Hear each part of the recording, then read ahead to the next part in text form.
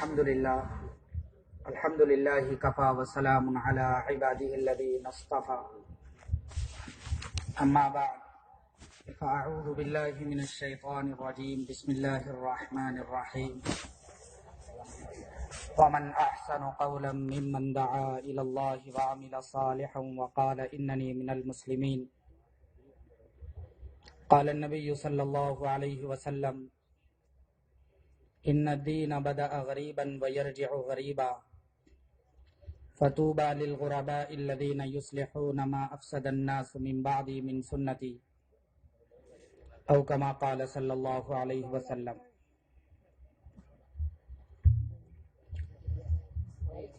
محترم بزرگوں، عزیزوں، دوستوں، اللہ رب العزت نے جو مختصر سی زندگی عطا فرمائی ہے، یہ اپنی ذات عالی کو پہچاننے کے لیے عطا فرمائی ہے۔ 60-70 سال کی جو زندگی ملی ہے، قبر میں لیٹنے کے بعد جو سب سے پہلا سوال ہے، من ربک، تمہارا رب کون ہے، اس سوال کے جواب کی تیاری کے لیے اللہ نے مہلت عطا فرمائی۔ کھانے کمانے کے لیے، تجارت اور زراعت کے لیے، دنیاوی منصبوں کے حاصل کرنے کے لیے صرف اللہ نے زندگی نہیں عطا فرمائی ہے، بلکہ یہ مقصد ہے کہ اللہ کی ذات عالی کو جانا جائے، ان کو پہچانا جائے، ان سے تعلق جڑ جائے، دل کے اندر اللہ کی ذات عالی کی محبت آ جائے، معرفت آ جائے۔ انہوں نے حدیث قدسی میں فرمایا ہے، ما وسعنی سمائی ولا ارضی ولکن وسعنی قلب المؤمن، مجھے آسمان اور زمین تو نہیں سما سکتے ہیں، لیکن مومن کے دل میں میں آ سکتا ہوں۔ آسمان اور زمین میں اللہ پاک نہیں آئیں گے، لیکن مومن کے دل میں آ سکتے ہیں۔ اس لیے انہوں نے مطالبہ کیا کہ اپنے دلوں کو خالی کیا جائے، دنیا کی محبت سے، رشتوں کی محبت سے، ساری چیزوں سے دل کو خالی کرنے کا حکم دیا گیا ہے۔ صدیق اکبر رضی اللہ تعالیٰ عنہ کے ہزاروں احسانات حضرت محمد الرسول اللہ صلی اللہ علیہ وسلم پر ہے، پھر بھی آپ علیہ الصلوۃ والسلام نے حضرت صدیق سے یہ فرمایا، اے صدیق، اگر اللہ کے غیر کو دوست بنانا درست ہوتا تو میں تجھے دوست بنا لیتا۔ اللہ کے غیر سے دوستی درست نہیں ہے، اس لیے میں نے تجھ سے دل نہیں لگایا ہے۔ اپنے دلوں کا جائزہ لینا ہے کہ اللہ کی ذات کا تعلق کتنا ملا ہے۔ ساری دنیا کی ساری چیزوں کو پہچان لیے، مسلمان کنکر سے لے کر آسمان تک ساری چیزوں کو جانتا ہے، نہیں جانتا ہے تو اپنے رب کو نہیں جانتا ہے۔ اللہ کی ذات کا تعارف کیا ہے؟ 60 سال کی زندگی گزر گئی، اگر آدمی سے پوچھے ایک آدھا گھنٹہ اللہ کی ذات کا تعارف کراؤ، عاجز آ جائے گا۔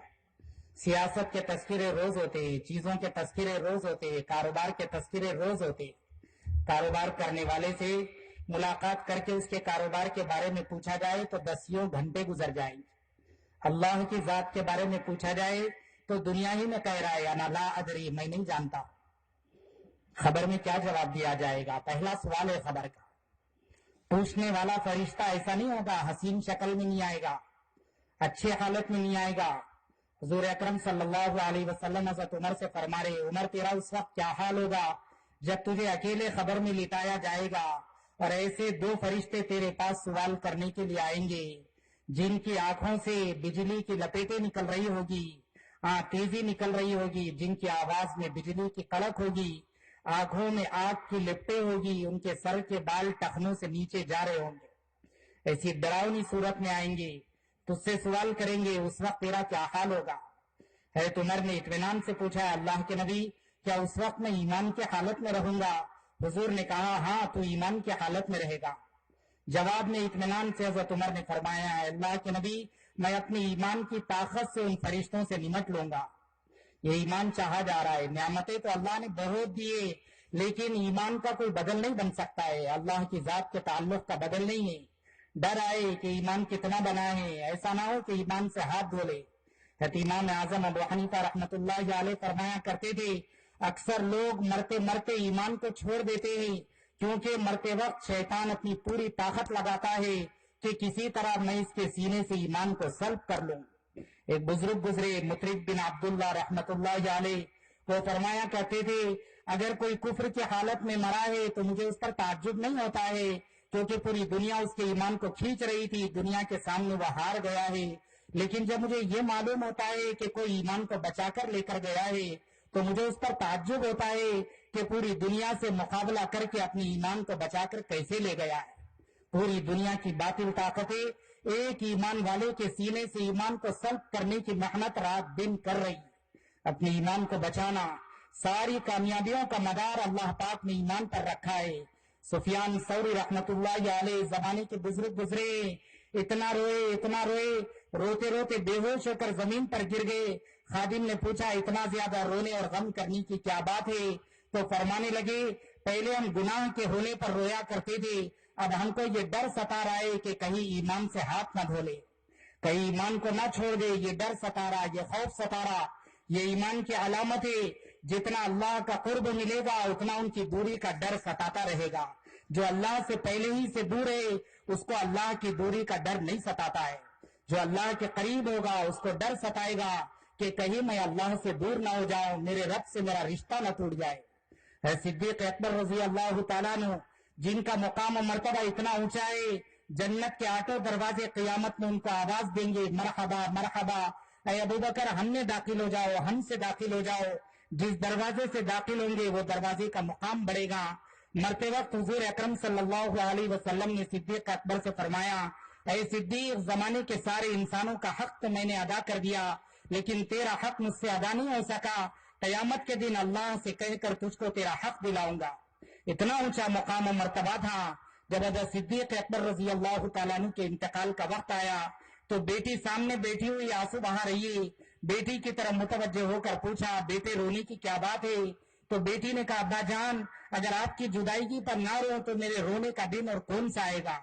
پھر فرمایا بیٹی غور سے سننا، آج مجھے اپنے مرنے سے زیادہ ایک مچھر اور مکھی کا مرنا بھی پسند نہیں، کیونکہ میں اپنے رب سے ملاقات کرنے کے لیے جا رہا ہوں۔ لیکن غور سے سن، مجھے مرتے مرتے آخری سانسوں میں یہ ڈر ستا رہا ہے، پتہ نہیں میں ایمان کی حالت میں مروں گا یا مرنے سے پہلے پہلے اپنے ایمان سے ہاتھ دھو لوں گا۔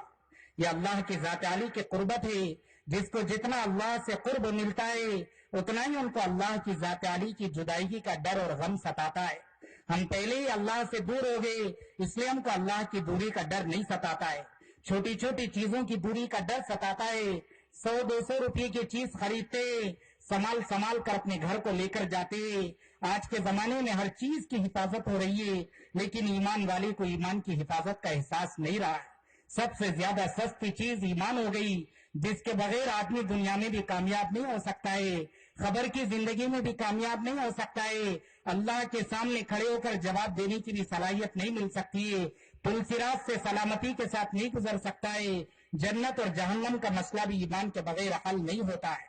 ساری چیزوں کا مدار اللہ نے ایمان پر رکھا ہے، اپنی ذات عالی کے تعلق پر رکھا ہے۔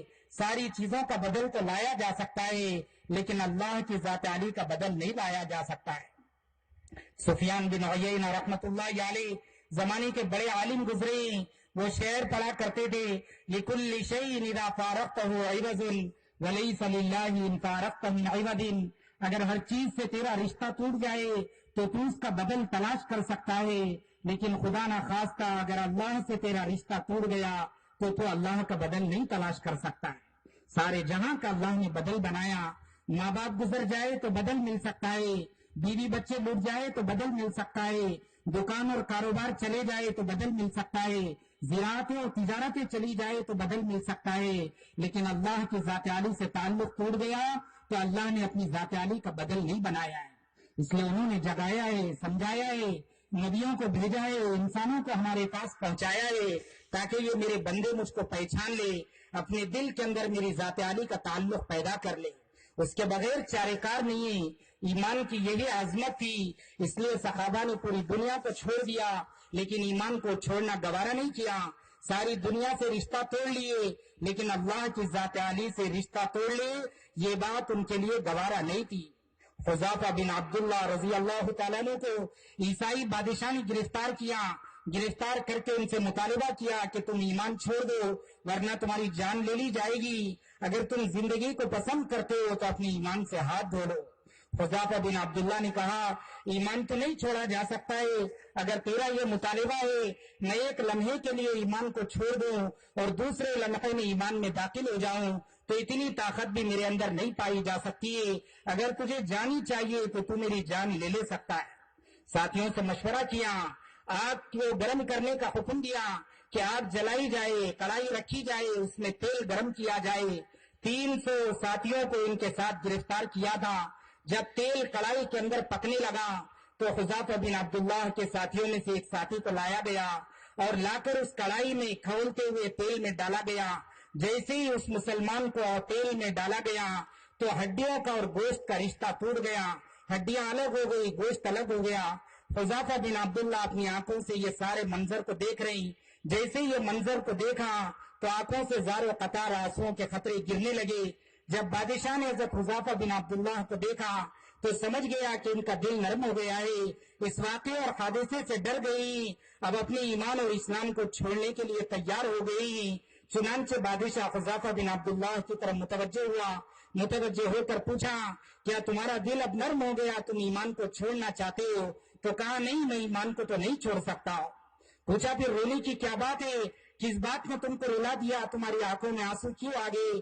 تو حذیفہ بن عبداللہ نے اطمینان سے جواب دیا کہ آج اللہ پاک نے مجھے اپنے نام پہ مرنے کا موقع عطا فرمایا ہے، جیسے میرے ساتھی کو کڑائی میں ڈالا گیا وہ تو کامیاب ہو گیا، اب مجھے بھی اس کڑائی میں ڈالا جائے گا تو مجھے اپنی بے بسی پر رونا آ رہا ہے کہ اللہ کے نام پر مرنے کا موقع ہے، لیکن میرے پاس ایک ہی جان ہے، جیسے ہی کڑائی میں ڈالا جائے گا تو میری جان نکل جائے گی، اپنی کمزوری پر رونا آ رہا ہے، کاش میرے پاس اتنی جانیں ہوتی جتنی بھیڑ کے بال ہوتے، بکرے کے بال ہوتے، تو آج میں ایک ایک کر کے اپنے رب کے نام پر اس کو خرچ کر دیتا، اللہ کے نام پہ خرچ کرنے کا موقع ملا تو میں کیسا فقیر اور غریب آدمی ہوں، خالی ایک ہی زندگی کا مالک ہوں، یہ بے بسی مجھے رلا رہی۔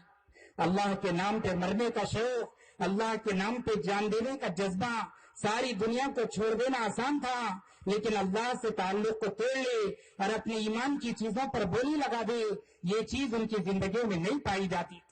حضرت عمر بن خطاب رضی اللہ تعالیٰ نے امام الانبیاء صلی اللہ علیہ وسلم کو ختم کرنے کی نیت سے چل رہے، دوپہر کی زبردست دھوپ ہے، راستے میں گلے میں تلوار لٹکا کر گزر رہی، راستے میں ایک صحابی ملے، صحابی نے پوچھا کہاں کا ارادہ ہے، کہاں جا رہی؟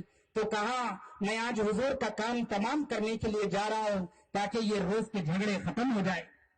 چنانچہ صحابی نے حضرت عمر سے کہا پہلے اپنے گھر کی خبر لے، تمہاری بہن اور بہنی بھی بدل چکی، تو غصے میں بھڑک گئے، اپنے آپ پر قابو نہیں پا سکے، اپنے بہن بھائی کے گھر پہنچے، دروازہ بند تھا، دروازے پر دستک دی، اندر والے سمجھ گئے کہ حضرت عمر آئے ہی، اب ہماری خیر خبر لینے کی نیت سے آئے، غصے میں چور چور نظر آ رہی، جیسے ہی دروازہ کھولا گیا تو بہت تیزی سے اپنی بہن کے اوپر ٹوٹ پڑے، اتنا مارا کہ سر کے اوپر جب زخم آیا تو سر سے خون کے قطرے زمین پر گرنے لگے، جب خون کے قطرے زمین پر گرے تو اس وقت دل کو اللہ نے نرم کیا اور بہن اپنی بھائی کی طرف متوجہ ہو کر کہنے لگی اے عمر تو زیادہ سے زیادہ یہ کر سکتا ہے کہ ہماری جان لے لے، لیکن تو ہمارے سینے چیر کے ایمان کو نہیں نکال سکتا، اگر تو جان لینا چاہتا ہے تو یہ جان تیرے سامنے حاضر ہے، تو ہماری جان لے لینا، لیکن یاد رکھنا تو اگر ہم سے نبی کی محبت کو چھڑانا چاہتا ہے،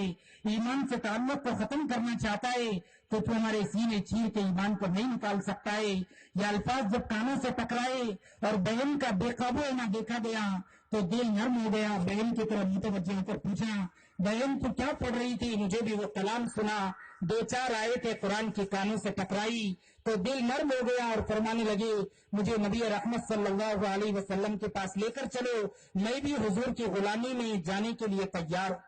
چنانچہ اسلام قبول کر لیے، ایمان کی طاقت کیسی آ گئی تھی عورتوں میں، مردوں میں، کہ ساری دنیا کو چھوڑ دینا، سارے حالات کو جھیل لینا آسان تھا، لیکن اسلام سے رشتہ توڑ لینا، ایمان اور اسلام کو ہلکا سمجھنا، یہ چیز ان کی زندگیوں میں نہیں پائی جاتی۔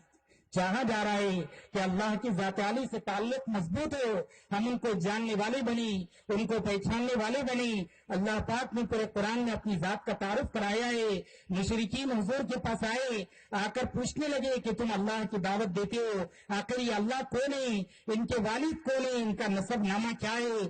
تو اللہ رب العزت نے آسمان سے آیتیں نازل فرمائی، قل هو اللہ احد اللہ الصمد لم یلد ولم یولد ولم یکن لہ کفوا احد۔ اے نبی فرمائیے کہ اللہ ایک ہے، وہ بے نیاز ہے، ان کی کوئی اولاد نہیں ہے، وہ کسی کے اولاد نہیں ہے، اور کوئی جہاں میں ان کے برابر بھی نہیں، ولم یکن لہ کفوا احد، کوئی ان کے برابر نہیں ہے۔ مختصر سی آیت میں اللہ رب العزت نے اپنی ذات عالی کا تعارف کرایا ہے۔ اگر آدمی چیزوں میں غور کرے تو اللہ پاک کی بڑائی ہر چیز سے نظر آتی ہے۔ زمین سے لے کر آسمان تک ساری چیزوں میں اللہ نے اپنی قدرت چھپا کر رکھی ہے۔ آسمان کی بلندی کو دیکھا جائے، ستاروں کو دیکھا جائے، یہ جو لہلاتے ہوئے پہاڑ اور یہ سمندر، ساری کی ساری چیزیں اللہ کی ذات عالی کا تعارف کرا رہی۔ فی کل شیء لہ آیۃ تدل علی انہ واحد، ہر چیز کے اندر ایک نشانی پائی جاتی ہے جو اللہ کے ایک ہونے کی گواہی دے رہی۔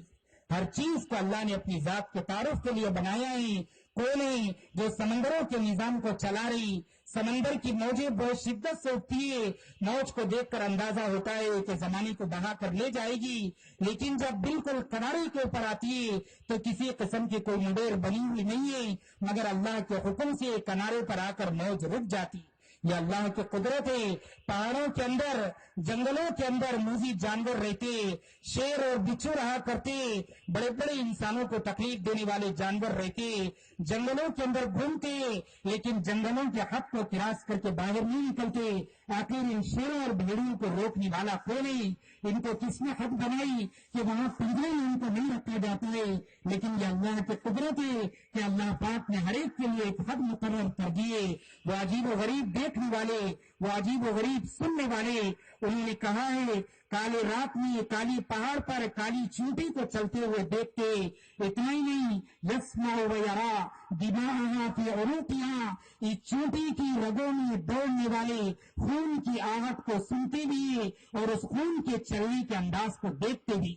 اللہ پاک کیسے دیکھنے والے، وہ ہم سے کہاں بے خبر ہو سکتی، وہ کہاں رہتی، وہ معکم اینما کنتم، تم جہاں رہتے ہو وہ تمہارے ساتھ رہتے ہیں، تمہارے آگے بھی ہے، پیچھے بھی ہے، دائیں بھی ہے، بائیں بھی ہے، اوپر بھی ہے، نیچے بھی ہے، تم اکیلے تو تمہارا خدا تمہارے ساتھ ہے۔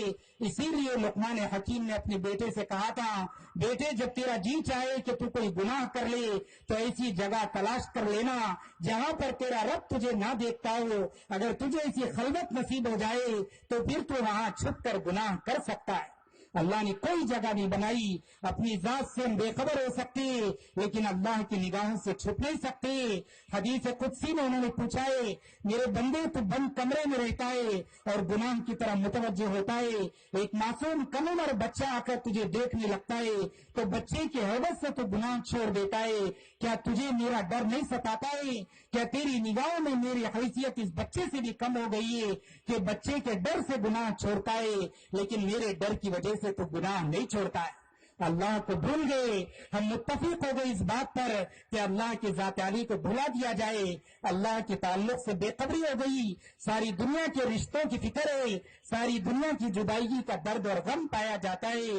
ایک آدھ دن ماں باپ کی خبر نہ لے تو ماں باپ ناراض ہو جاتے، اولاد کی خبر نہ لے تو اولاد ناراض ہو جاتی ہے۔ رشتوں کا اتنا احساس ہے لیکن جس اللہ نے ہر پل فکر کیے اس اللہ سے رشتہ کما حق کو نہیں جڑا ہے۔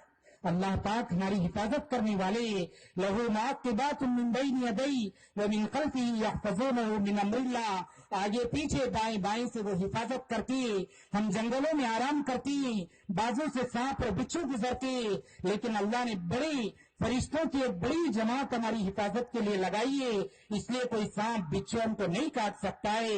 یہ اللہ کی حفاظت کا نظام ہے۔ اللہ رب العزت بڑے بڑے گناہ کرنے والوں کی بھی حفاظت کرتے، یہاں تک نقل کیا گیا ہے جب آدمی گناہ کر کے تھک کے چور چور ہو کر سو جاتا ہے تو اللہ پاک فرشتوں سے کہتے میرا یہ بندہ گناہ کر کے تھک گیا ہے اور اب آرام کی نیند سو رہا ہے، تم میرے اس بندے کی حفاظت کرو، کہیں اس کو کوئی چیز نیند میں خلل نہ ڈال۔ اللہ کا یہ سلوک گنہگاروں کے ساتھ ہے، ان لوگوں کے ساتھ ہے جو اللہ کی ذات عالی کو بھول کر زندگی گزار رہی، عیش و عشرت میں زندگی گزارنے والوں کی طرف بھی متوجہ۔ ابراہیم بن ادم رحمت اللہ علیہ زمانے کے حاکم اور بادشاہ گزرے، ایک دن اپنے محل کے اندر آرام کر رہے، اللہ پاک نے ان کے غفلت کے ماحول کو ختم کر لی اور ان کی دن کی دنیا کو آباد کرنے کے لیے فرشتے کو انسانی شکل کے اندر بھیجا، جاؤ ہمارے بندے کی ہدایت کا سامان کرو۔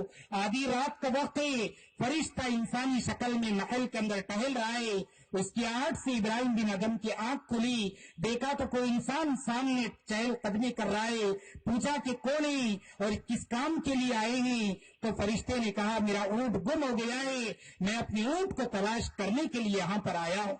جیسے یہ جملہ کہا تو بادشاہ نے کہا عجیب آدمی ہے، یہاں اونٹ کہاں سے ملے گا؟ اگر اونٹ تلاش کرنا ہے تو جنگل میں تلاش کر کے بادشاہ کے محل میں اونٹ کیسے مل سکتا ہے؟ تو فرشتے نے کہا اچھا یہ جگہ ایسی ہے جہاں ایک اونٹ نہیں مل سکتا ہے تو اللہ رب العزت اس محل میں کہاں سے مل سکتے؟ یہ جملہ کہا اور یہ جملہ کہتے ہی فوراً نگاہوں سے اوجھل ہو گیا۔ ابراہیم بن ادم رحمت اللہ علیہ گھبرا کر اٹھے اور سمجھ گئے کہ میری ہدایت کا وقت آ گیا ہے۔ اپنے خدام کو رات کے وقت میں بلایا اور بلا کر کہا کہ تم سب کے سب آزاد ہو، ساری باندیوں کو غلاموں کا آزاد کر دیا، اپنا شاہی لباس اتار دیا اور جو دیوار کے اوپر کپڑا لٹک رہا تھا پردے کے طور پر جس کپڑے کو استعمال کرتے تھے وہ پردہ نکال کر اپنے جسم پر ڈال لیے اور جنگلوں میں روتے ہوئے نکل گئے۔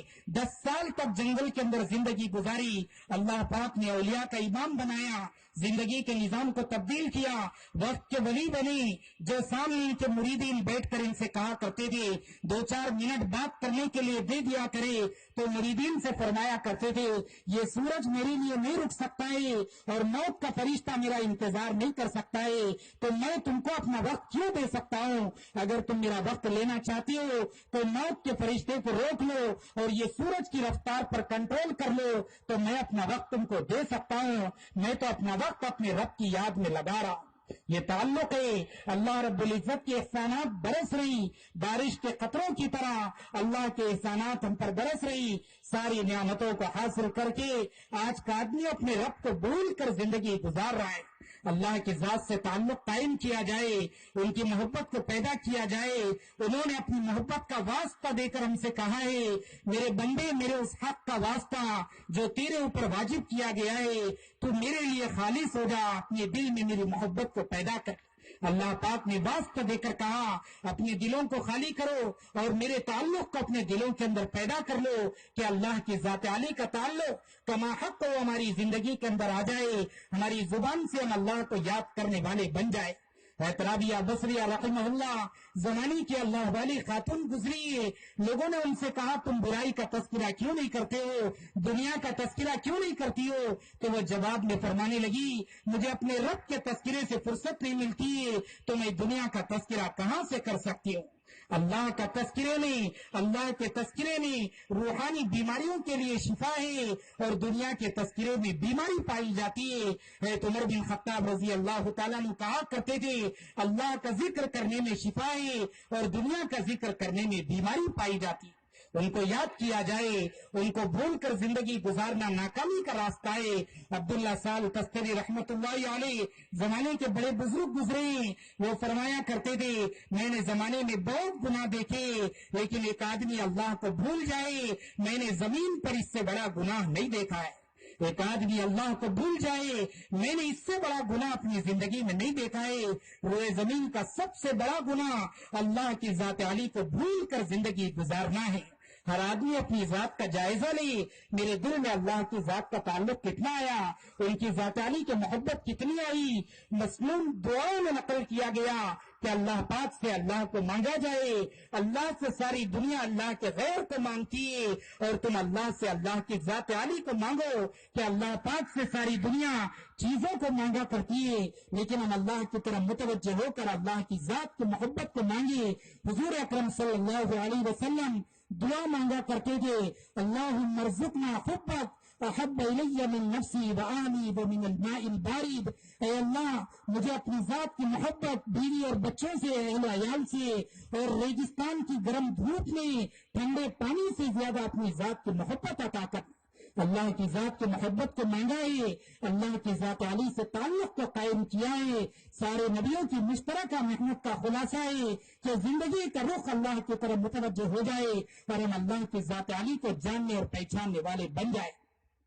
اس کے لیے زندگی ہے، اس کے لیے اللہ نے بطور امانت کے یہ زندگی عطا فرمائی ہے۔ اس زندگی کو خرچ کیا جائے، اس زندگی کو خرچ کر کے اللہ کی ذات عالی سے تعلق قائم ہو، ایمان کی عظمت آئے، دل کے اندر یہ یقین پیدا ہو ساری دنیا کا جو نظام چل رہا ہے وہ اللہ کے چلانے سے چل رہا ہے، ہمارے ارادوں سے نہیں چل رہا ہے۔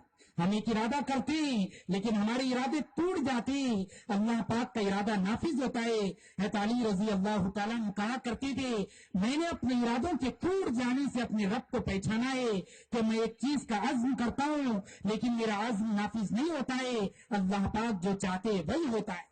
اللہ رب العزت نے حدیث قدسی میں کہا، انت تريد وانا اريد ولا يكون الا ما اريد وان سلمتني فيما اريد كفيتك فيما تريد۔ میرے بندے تو بھی کچھ کرنا چاہتا ہے، میں بھی کچھ کرنا چاہتا ہوں، لیکن ہوتا وہی ہے جو میں کرنا چاہتا ہوں۔ پھر اللہ نے آگے فرمایا، لیکن یاد رکھ اگر تو اپنی چاہت کو میری چاہت پر قربان کر دیتا ہے تو میں اپنی چاہت میں تیری چاہت کو بھی پورا کر دیتا ہوں۔ اللہ والے ایسے تھے، ایک بزرگ فرمانے لگے، ساری دنیا کا نظام میرے ماتحت ہو گیا ہے اور میری چاہت سے دنیا کا نظام چل رہا ہے۔ لوگوں نے ان سے کہا، دنیا کا نظام تو اللہ کی چاہت سے چلتا ہے، آپ کی چاہت سے دنیا کا نظام کیوں چلے گا؟ وہ بزرگ فرمانے لگے، میں نے اپنی چاہت کو اپنے اللہ کی چاہت پر قربان کر دیا ہے، گویا کہ اللہ کی چاہت جو پوری ہوتی ہے تو اللہ کی چاہت کے ساتھ میری چاہت بھی پوری ہو جاتی ہے۔ میری چاہت الگ نہیں ہے، جو میرے رب کی چاہت ہے وہی میری بھی چاہت ہے۔ حضرت عمر رضی اللہ تعالیٰ نے فرمایا کرتے تھے، مجھے اللہ سے مانگنے کے لیے ڈر لگتا ہے، کسی چیز کی تمنا کرنے کے لیے ڈر لگتا ہے، مجھے یہ ڈر ستاتا ہے میں ایک چیز کو اچھا سمجھ کر مانگوں، اس کے اندر شر نکل جائے اور میں اس کو شر سمجھنے لگوں حالانکہ اس میں خیر نکل جائے۔ ہر چیز اللہ کے نظام کی تابع ہے، پوری دنیا کے اوپر غلبہ پائے ہوئے، قاہر بلا معین مدبر بلا مشیر، پورے نظام عالم کو چلاتی ہے، کوئی ان کا ہاتھ بٹانے والا نہیں ہے، نظام عالم کو چلانے کی تدبیریں کرتی ہے اور کوئی ان کو مشورہ دینے والا نہیں۔ لا یذل ربی ولا ینسا، نظام عالم کے بڑھ جانے کی وجہ سے ان کی نگاہیں خطا نہیں کرتی ہے، کوئی چیز ان کی نگاہوں سے غافل نہیں ہو جاتی ہے، کوئی چیز ان کی نگاہوں سے اوجھل نہیں ہو جاتی ہے۔ وقت واحد کے اندر ساری دنیا کی مخلوقات کی پکار کو سنتے ہیں، باری باری ان کے سامنے کہنے کی ضرورت نہیں ہے، وقت واحد میں ہزاروں قسم کی مخلوقات ان کی طرف متوجہ ہے، ایک ہی وقت میں ساری مخلوقات کی پکار کو سنتے ہیں۔ یسمع زجیجهم باختلاف لغاتهم وتعتیم، زبانوں اور لہجوں کے اختلاف کے باوجود اللہ پاک مخلوقات کی پکار کو سنتے بھی ہے اور مخلوقات کی پکار کا جواب بھی دیتے۔ ایسی عجیب قدرت والی، ہر ایک کا نظام الگ ہے، ہر ایک کی زبانیں الگ ہے، ہر ایک کی بولیاں الگ ہے، لیکن ایک ہی وقت میں ساری بولیوں کو سنتے اور ساری پکار کا اللہ پاک جواب دیتے، سب کی طرف وقت واحد میں متوجہ۔ ایسی عجیب و غریب قدرت والے، ان سے تعلق جڑ جائے، ان کی قدرت سمجھ میں آئے کہ اسباب سے دنیا کا نظام نہیں چل رہا ہے، سارے مسلمانوں کو وقت کیوں نہیں ملتا ہے؟ سارے مسلمان یہ سمجھ کر رکھے اگر دکان نہیں چلائیں گے تو پیٹ کہاں سے بھرے گا، نوکری نہیں کریں گے تو بیوی بچوں کا نظام کہاں سے چلے گا؟ اللہ پاک بتا رہی دنیا میں ہزاروں بچے یتیم ہیں، ہم سے اچھی زندگی گزار کر بتا رہی دنیا میں ہزاروں عورتیں بیوہ ہو چکی ہے، اللہ پاک ہم سے اچھی زندگی دے کر بتا رہے اللہ پاک نظام عالم کو چلاتی، ہمارے چلانے سے دنیا کا نظام نہیں چل رہا ہے۔ ابو مسلم خولانی رحمت اللہ علیہ حج کو جانے کا ارادہ کیے تو بہت سارا بڑا مجمع وقت کے ولی اللہ کے ساتھ جانے کے لیے تیار ہو گیا کہ اللہ والے بزرگ ہیں، ہم بھی ان کے ساتھ چلیں گے، چنانچہ ہزاروں کی تعداد میں لوگ آ گئے تو ابو مسلم خولانی نے لوگوں کے درمیان میں اعلان کیا، میری ایک شرط ہے، جو میری شرط کو پورا کرے وہ میرے ساتھ چل سکتے، جو میری شرط کو پورا نہ کرے وہ میرے ساتھ نہیں چل سکتے۔ ساتھیوں نے پوچھا آپ کی کیا شرط ہے؟ تو شرط بیان فرمائی، میرے ساتھ وہ چل سکتے ہیں جن کا توکل اللہ کی ذات پر کامل ہے، وہ نہ توشہ لے کر چلیں گے نہ اسباب لے کر چلیں گے، جو بغیر اسباب کے میرے ساتھ چلنا چاہتے وہ چلے، جن کا اعتماد اسباب پر ہے وہ میرے ساتھ نہیں چل سکتے۔ جب یہ شرط لگائی تو سارے لوگ ہزاروں کی تعداد میں چھٹ گئے. لوگوں نے سمجھا کہ ہمارے اندر طاقت نہیں ہے، بغیر کھانے پینے کے ریگستان کے جنگلوں میں سفر طے ہوگا تو یہ تو موت کے منہ میں جانا ہے. سارے لوگ تقریباً چھٹ گئے. صرف 300 کی تعداد ایسی بچی جنہوں نے حضرت سے کہا کہ ہم آپ کے ساتھ چلنے کے لیے تیار ہیں، ایک لقمہ کھانا لے کر نہیں چلے. چنانچہ 300 کی جماعت کو لے کر چلتے رہے یہاں تک کہ ایک وقت آیا ساتھی گرنے کے قریب پہنچ گئے. ساتھیوں نے کہا چلنے کی طاقت باقی نہیں رہی، اب ہم آپ کے ساتھ آگے نہیں بڑھ سکتے. ساتھیوں سے کہا تو اب ہم کیا کریں؟ تو ساتھی فرمانے لگے کہ آپ ہی انتظام کرے. ابو مسلم خولانی نے کہا کہ تم کس کے بھروسے پر نکلے ہو؟ ساتھیوں نے کہا اللہ کے بھروسے پر نکلی. تو ابو مسلم خولانی نے کہا ہاتھ اٹھاؤ اپنے رب سے مانگتی، اللہ ہی ریگستان میں ہماری ضرورت کو پورا کرنے والے. چنانچہ مجمع نے دعا مانگی، آسمان سے اللہ پاک نے جنت کا خوان بھیجا. 6 مہینے تک سفر چلتا رہا اور روزانہ 2 ٹائم کا کھانا جنت سے بھیجا جاتا. یہ اللہ کی قدرت ہے. جو اللہ کی ذات عالی پر بھروسہ کرتے وہ بھوکے نہیں مرتے، وہ ریگستان میں دم نہیں توڑتے، پیاسے ان کی موت نہیں آتی، بلکہ اس وقت اللہ کی قدرت کا نظام حرکت میں آتا ہے. اگر دنیا کا نظام اسباب سے چل رہا ہے تو ابراہیم علیہ السلام بیابان جنگل میں معصوم کم عمر بچے کو، اپنی ماں کے گود میں کھیلنے والے بچے کو اور اپنی بیوی کو بیابان جنگل میں چھوڑ کر جا رہے. ابراہیم علیہ السلام خوب جانتے تھے اس ریگستان میں جہاں تک نگاہ جائے گی پانی کا خطرہ نہیں ملے گا، ایک ہرا پتا نظر نہیں آئے گا. علماء نے کہا اس ریگستان میں زندہ رہنے کا کوئی سامان نہیں تھا. کھانا پانی تو چھوڑیے، کھانے کے لیے سوائے ریگستان کی ریت کی کوئی چیز نہیں. ایسے گزر رہے، ایسے ریگستان میں چھوڑ کر جا رہے، 100 کلومیٹر دور تک پانی کا ایک قطرہ نظر نہیں آتا. ایسے ریگستان میں اپنی بیوی کو چھوڑ کر جا رہے اور اس لگتے جگر کو چھوڑ کر جا رہے جو زندگی کے اختتامی مرحلوں میں اللہ پاک نے دعا کی برکت سے بڑھاپے میں ایک اولاد عطا فرمائی.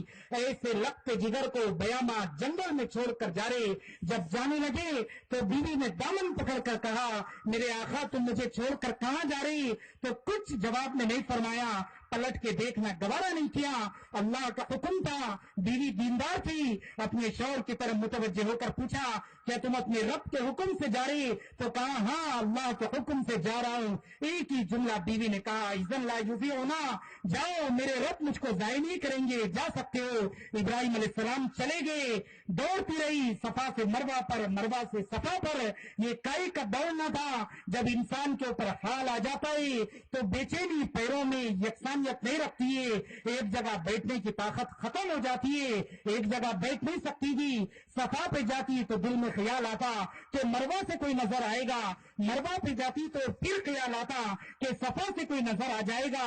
اس طریقے سے 7 چکر لگائے کہ بچہ یہاں پیاس کی شدت سے مچل رہا ہے. 7ویں چکر پر فرشتے کی آواز سنائی دی. اس آواز کی وجہ سے خوف کھا کر دوڑتی ہوئی آئی تو بچے کے نیچے سے پانی کا چشمہ ابل رہا ہے. تو اس وقت اس حاجرہ نے جواب میں فرمایا تھا زم زم، اے پانی تو تھم جا. تو اس وقت پانی کو مڈیر بنا کر روکا گیا. یہی وہ زمزم کا کنواں جو اللہ پاک نے بتایا جو ہماری ذات پر بھروسہ کرتے ہم ان کو ایسی جگہ میں رزق عطا کرتے. اس پانی کے اندر اللہ نے کھانے کی بھی صلاحیت رکھی، اس پانی میں اللہ نے پانی کی بھی صلاحیت رکھی. پوری دنیا کے پانیوں سے پیاس بجھتی ہے اور زمزم کے پانی سے بھوک بھی مٹ جاتی. اللہ نے اس پانی کے اندر یہ صلاحیت رکھی. ریگستان میں اللہ نے ایک علامت ظاہر فرمائی اور قیامت تک کے آنے والے انسانوں کو بتایا یہ علامت ہماری ذات پر بھروسہ کرنے کا نتیجہ ہے. دنیا کا نظام اسباب سے نہیں چل رہا، یہ اسباب پیروں کی زنجیر بن گئی. دکان نہیں چھوڑتی ہے، مکان نہیں چھوڑتا ہے، تجارتیں اور زراعتیں نہیں چھوڑتی ہے. اس وقت چھوڑا جائے گا جب جان نکل جائے گی. جب زندگی بے وفائی کرتی ہے تو پیچھے مڑ کر دیکھنے کا وقت باقی نہیں رہ جاتا ہے. آج سمجھ رہے وقت نہیں ہے، فرصت نہیں ہے. جب زندگی بے وفائی کر جائے گی فرصت مل جائے گی، لیکن اس وقت کا وقت سوچنا، اس وقت کا افسوس کام نہیں آئے گا. اللہ کی ذات سے تعلق قائم کیا جائے، دنیا سے دوری ہو، دنیا سے بعد ہو۔ صحابہ کیسی زندگی گزارتے تھے، اللہ پاک نے کیسا اپنی ذات عالی کا تعلق دیا تھا۔ سعید ابن عامر ہمس کے گورنر تھے، علاقے کے امیر المومنین، زمانے کے حاکم وقت تھے۔ حضرت عمر رضی اللہ تعالیٰ نے ہمس گئے تو وہاں پر ان کے ساتھ کرسی پر بیٹھے ہوئے اور وہاں کے لوگوں کو حکم فرمایا کہ ہمس میں رہنے والے غریبوں کی فہرست دی جائے تاکہ غریبوں کے لیے وظیفہ جاری کیا جائے۔ غریبوں کی فہرست تیار کی گئی۔ جب غریبوں کی فہرست حوالے کی گئی تو ان غربا کی فہرست میں جو نام لکھے ہوئے تھے اس میں سب سے پہلا نام سعید ابن عامر، جو حمص کے گورنر علاقے کے امیر المومنین ہیں، پوری دنیا کے ہیرے موتی ان کے قدموں میں پڑے ہوئے، غریبوں کی فہرست میں پہلا نام سعید ابن عامر کا لکھا ہوا تھا۔ حضرت عمر نے پوچھا، ایک سعید تو میرے بازو بیٹھے ہوئے، اس فہرست میں کس کا نام لکھا ہوا ہے؟ لوگوں نے کہا امیر المومنین، یہ ہمارا امیر ہے اور اس علاقے کا سب سے زیادہ غریب آدمی۔ حضرت عمر نے پوچھا، جو ان کو وظیفہ ملتا ہے وہ کہاں لگاتے ہیں؟ تو کہا جیسے وظیفہ ملتا ہے وہ غریبوں میں تقسیم کر دیتے، پھر غربت کے ساتھ زندگی کا نظام چلتا ہے، فقیری کے اندر زندگی کا نظام چلتے جا رہا ہے۔ حضرت عمر بن خطاب رضی اللہ تعالیٰ نے کی آنکھوں میں آنسو آ گئے، رونے لگ گئے، اپنے خادم کو ایک دینار کی تھیلی حوالے کر کے کہا، یہ سعید ابن عامر کے گھر پہنچانا اور ان سے کہنا اپنی ضرورتوں میں اس کو استعمال کرنا۔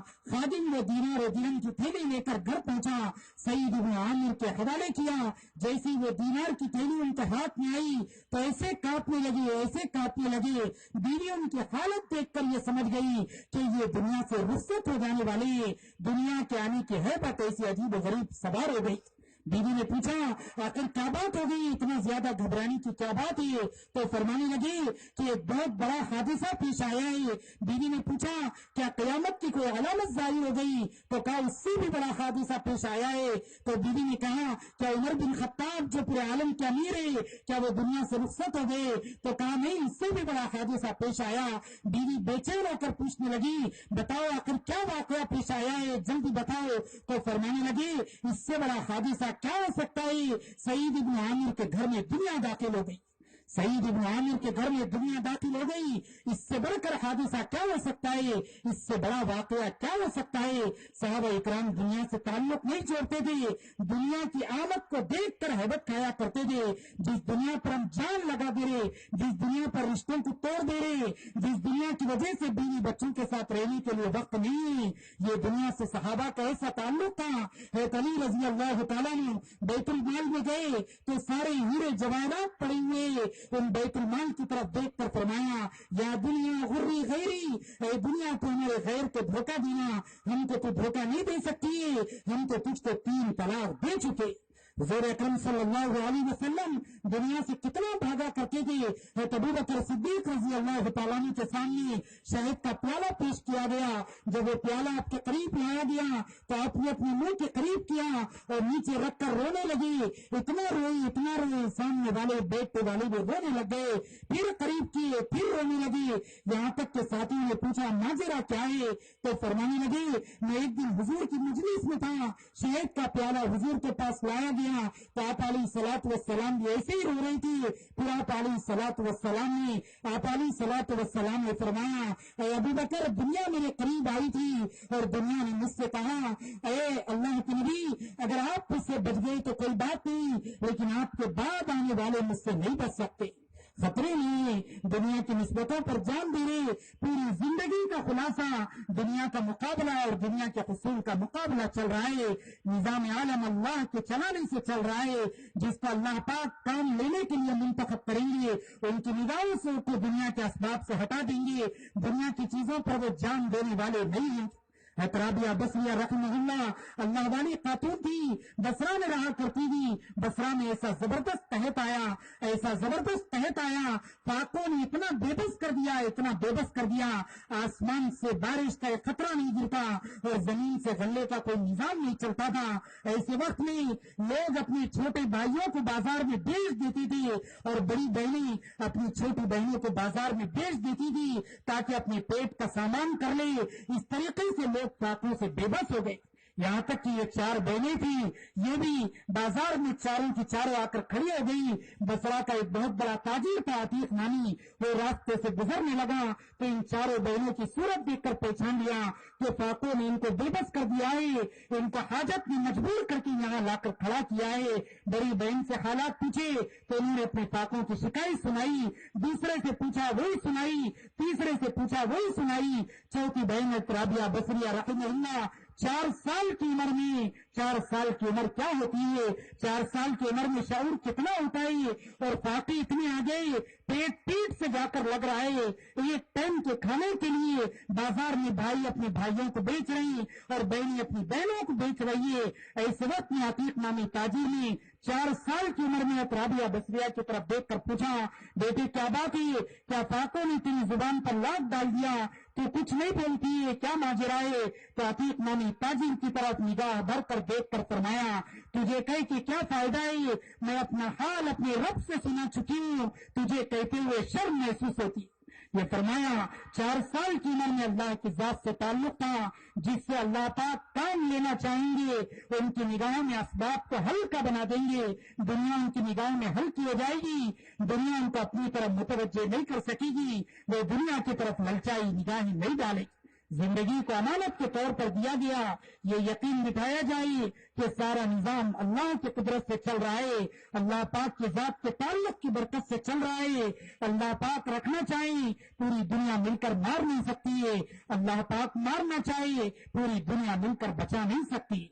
ये अल्लाह की कुदरत है। ये किताबों में वाकया नकल किया गया, एक शिकारी था, शिकार करने के लिए जंगल में निकला, उसकी निगाह एक छोटे से परिंदे के ऊपर पड़ी तो वो परिंदा उसको पसंद आ गया और वो ये सोचने लगा ये बेहतर परिंदा है, इसको शिकार किया जाए।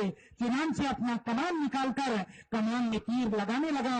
एक बड़ा परिंदा आसमानों में उड़ता है जिसको बास कहा जाता है, शिकरा कहा जाता है, वो भी छोटे छोटे परिंदों का शिकार किया करता है। चुनांचे आसमानों में उड़ता हुआ एक परिंदा उस दरख्त के करीब आया और वो बाज परिंदे की निगाह भी उस छोटे से परिंदे पर पड़ी तो वो बाज ने भी यही सोचा कि इस छोटे से परिंदे का शिकार किया जाए। बाज ऊपर से ये इंतजार में कि ये शाखों से निकलकर परिंदा बाहर आए तो मैं इसको अपना निवाला बनाऊंगा, और नीचे से शिकारी अपने कमान में तीर लगाकर निशाना ताक रहा है। नीचे भी मौत है, ऊपर भी मौत है, नहीं उड़ पाए तो नीचे वाले मारेंगे, उड़ता है तो ऊपर वाला मारने के लिए तैयार बैठा हुआ है। दोनों तरफ से मौत नजर आ रही है। जब शिकारी बिल्कुल तैयार हो गया, करीब था कि उस तीर को छोड़ता, ऐसे वक्त में अल्लाह ने एक जहरीले जानवर को शिकारी के पैर पर मुसल्लत किया। उस जानवर ने शिकारी के पैर के ऊपर डंक मारा, नतीजे में हाथों में लड़खड़ाहट पैदा हुई और वो तीर निशाना खता करता हुआ दरख्त को चीरता हुआ ऊपर गया और ऊपर जाकर वो बास परिंदे से टकराया। जब वो तीर बास परिंदे को लगा तो वो बास परिंदा गिर के नीचे मर गया, नीचे गिर के मर गया, और जो नीचे शिकारी था वो भी जहर चढ़ के मर गया, और दोनों मिलकर जिसको मारना चाह रहे थे वो महफूज रह गया। ये अल्लाह की कुदरत है। जब अल्लाह पाक किसी को बचाना चाहे तो पूरी दुनिया मिलकर नहीं मार सकती, और अल्लाह पाक किसी को मार देना चाहे तो पूरी दुनिया मिलकर नहीं बचा सकती। इसलिए ये चाहा जा रहा है, दावत की सारी मेहनतों का खुलासा है कि दिल के अंदर जो अल्लाह के गैर का यकीन बैठ गया है, ये अल्लाह के गैर के यकीन को निकाला जाए और अल्लाह की ज़ात आली के ताल्लुक को कायम किया जाए, और ये यकीन बैठ जाए कि सारा निज़ाम आलम अल्लाह के चलाने से चल रहा, हमारी कुदरत से दुनिया का निज़ाम नहीं चल रहा। जब जिंदगी के अंदर अल्लाह की जात का ताल्लुक आएगा तो जिंदगी में उनके हुक्म आएंगे और जिंदगी दीनी निस्बतों पर चलने लगेगी, और अल्लाह के एक एक हुक्म को मानना आसान हो जाए। अल्लाह के हुक्म क्यों टूट रहे और जिंदगी से अल्लाह के अहकामात क्यों निकल रहे और बेकदरी के साथ जिंदगी का निजाम क्यों चल रहा है? इसकी वजह यही है कि दिल के अंदर अल्लाह की जात का ताल्लुक नहीं है। अगर इनकी जात का ताल्लुक मिल जाएगा तो दोस्तों जिंदगी में अमाल आके चले जाएंगे, फिर बेदीनी के साथ जिंदगी का निजाम नहीं चलेगा। ابو بردہ رضی اللہ تعالیٰ عنہ اپنے ساتھیوں کے ساتھ بیٹھے ہوئے شراب کی مجلس گرم ہے، شراب کی مجلس کے اندر بیٹھے ہوئے اس وقت تک شراب حرام نہیں ہوئی تھی، یہاں تک کہ اچانک حضور کی یاد آ گئی، اپنے شراب کا پیالہ نیچے رکھا اور آپ علیہ الصلوۃ والسلام کا دیدار کرنے کے لیے چلے۔ جب آپ علیہ الصلوۃ والسلام کی مجلس میں پہنچی تو آسمان سے آیتیں اتر گئی اور آپ علیہ الصلوۃ والسلام قرآن کی تلاوت کر رہے اور شراب کے حرام ہونے کی آیتیں پڑھ رہے۔ جیسی آیتیں کانوں سے ٹکرائی تو ٹھہر کر سوچنے لگی، اگر یہاں بیٹھ جاؤں تو ساتھیوں کے پیٹ میں حرام چیز چلی جائے گی، اور اگر جا کر ساتھیوں کی اطلاع دوں آپ علیہ الصلوۃ والسلام کے کلام سے محروم ہو جاؤں گا۔ لیکن سوچ کر فیصلہ کیے چلنا چاہیے اور اپنے ساتھیوں کو جا کر بتانا چاہیے۔ چنانچہ ساتھیوں کے پاس پہنچ کر قرآن کی آیتیں سنائی کہ اللہ پاک نے شراب کو حرام کر دیا ہے۔ جیسی آیتیں کانوں سے ٹکرائی تو انہوں نے یہ نہیں کہا کہ بعد میں اس حکم پر عمل کر لیں گے، ہونٹوں سے لگے ہوئے شراب کے پیالے کو نیچے رکھ کر کہا، ہمارے اللہ اور ہمارے نبی ہمارے لیے جو پسند کر لے ہم بھی اس کو اپنے لیے پسند کرتے۔ یہ اللہ کی ذات کے تعلق کا نتیجہ ہوتا ہے۔ جب دل میں اللہ کی ذات کا تعلق آتا ہے تو احکامات زندگیوں کے اندر آتی ہے، زندگی صاف ستھری چلتی ہے، عزتوں کا تعلق اسلام سے جڑ جاتا ہے، زندگی کا تعلق دین سے جڑ جاتا ہے۔ ابھی ہم یہ سمجھ رہے ہماری عزتیں چیزوں کے ساتھ جڑی ہوئی ہے، نہیں، ساری عزتوں کا نظام اللہ پاک نے دین کے ساتھ جوڑا ہے۔ اگر زندگی میں دین نہیں ہے تو پوری دنیا کے اسباب حاصل کر کے عزت حاصل نہیں کر سکتی۔ اگر اللہ کی ذات علی کا تعلق ہے، دین اسلام ہے، تو سارے نقش ذلت کے اللہ رب العزت اس میں سے عزت نکال کر بتائیں گے۔ عمر رضی اللہ تعالیٰ نے بیت المقدس فتح کرنے کے لیے جا رہی، جب قریب پہنچی تو ابو عبیدہ بن جراح رضی اللہ تعالیٰ نے کہا، امیر المومنین، عیسائی دنیا آپ کا دیدار کرنے کے لیے آ رہی ہے، آپ پرانا لباس پہنے ہوئے، بہتر ہے کہ آپ ترکی جبہ پہن لے اور اچھی سی ایک سواری پر آپ سوار ہو جائے۔ چنانچہ ابو عبیدہ بن جراح کی بات مان کر نیا لباس پہن لیے اور ترکی گھوڑے کے اوپر سوار ہو گئے۔ تھوڑی دیر کے بعد فرمایا، اے ابو عبیدہ، میرا پرانا لباس لاؤ اور پرانی سواری لاؤ۔ پرانا لباس پہنے، پرانی سواری پر سوار ہوئے، پھر صحابہ کی طرف متوجہ ہو کر فرمایا، جب میں نے نیا لباس پہنا اور نئی سواری اختیار کی تو اس وقت مجھے اپنا دین بدلتا ہوا نظر آ رہا۔ جب لباس بدل گیا، سواری بدل گئی تو مجھے اپنا دین بھی بدلتا ہوا نظر آ رہا تھا۔ اس کے بعد ایک جملہ سنایا، انا كنا اذل الناس اعزنا الله بالاسلام وان نطلب العز بغیر اعزنا الله يذلنا الله تعالی۔ غور سے سنو، ہم روئے زمین پر ذلیل تھے، اللہ نے ہم کو اسلام کے ذریعے سے عزت عطا فرمائی۔ اگر ہم اسلام کے علاوہ سے عزت تلاش کریں گے تو اللہ پاک ہم کو دوبارہ ذلیل کر دے۔ ساری عزتوں کا رشتہ اللہ نے اسلام کے ساتھ جوڑا ہے، چیزوں کے ساتھ عزتوں کا تعلق نہیں ہے۔ چیزیں استعمال کرنا منع نہیں ہے، لیکن ہمارا مقابلہ اور ہمارا گمان یہ ہو گیا ہے کہ عزتوں کا تعلق چیزوں سے جڑا ہوا ہے۔ نہیں، ساری عزتوں کا تعلق اسلام سے جڑا ہوا ہے، ساری عزتوں کا تعلق سنتوں سے جڑا ہوا ہے کہ زندگیوں کے اندر آپ علیہ الصلوۃ والسلام کے طریقوں کو زندہ کیا جائے۔ آج مسلمان کو دیکھ کر پہچاننا دشوار ہے، سلام کرنے کے لیے سوچنا پڑتا ہے، پتہ نہیں یہ مسلمان ہے یا کسی غیر مذہب پر عمل کرنے والا ہے۔ دوستو، آج ہم کو اللہ نے اختیار دیا تو ہم اپنے ہاتھ سے ہمارا اور غیروں کا جو امتیاز تھا، یعنی سنتوں پر عمل کرنا، ہم نے اپنے ہاتھ سے اس امتیاز کو مٹا دیا ہے۔ حضور اکرم صلی اللہ علیہ وسلم کی سنتوں پر عمل کیا جائے تو ہمارے اور غیروں کے درمیان میں امتیاز رہتا ہے۔ ہم کو دیکھ کر پہچانا جاتا ہے کہ یہ مسلم لباس میں مسلمان نظر آ رہا ہے۔ دنیا کی غیر قومی اپنے مذہب کے طریقوں پر عمل کر رہی ہے، لیکن مسلمان سنتوں کا جنازہ اٹھا دے رہے، زندگیوں سے سنتیں جدا ہو رہی ہے۔ صحابہ اکرام ایک ایک سنت کو چھوڑنا گوارا نہیں کرتے تھے۔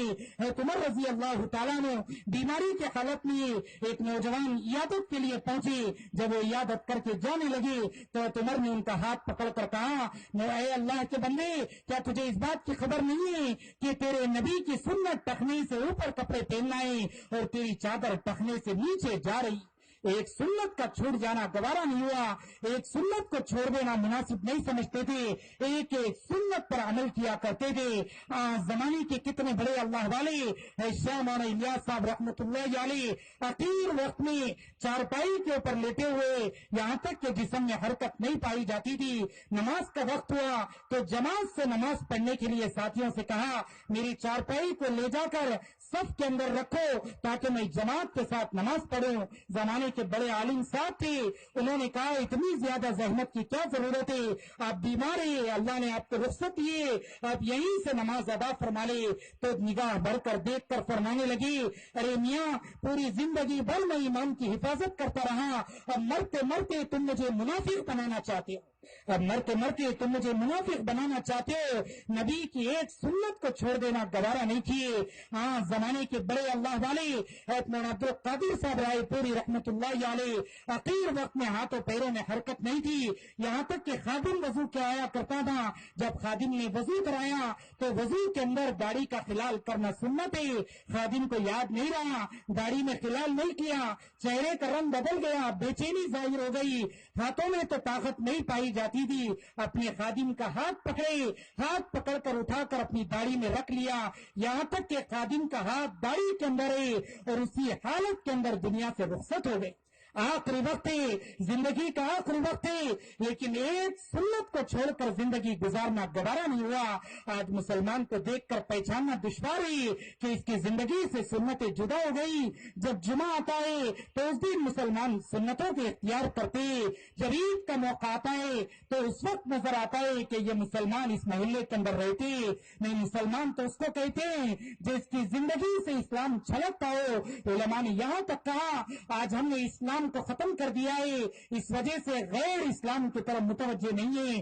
اگر غیر عملی اسلام کو دیکھتے تو ہمارے عملی اسلام کو دیکھ کر اسلام کی طرف متوجہ ہو جاتے. ضرورت ہے ایک ایک سنت کو علماء سے معلوم کیا جائے اور ایک ایک سنت کو جان جان کر اس پر عمل کیا جائے.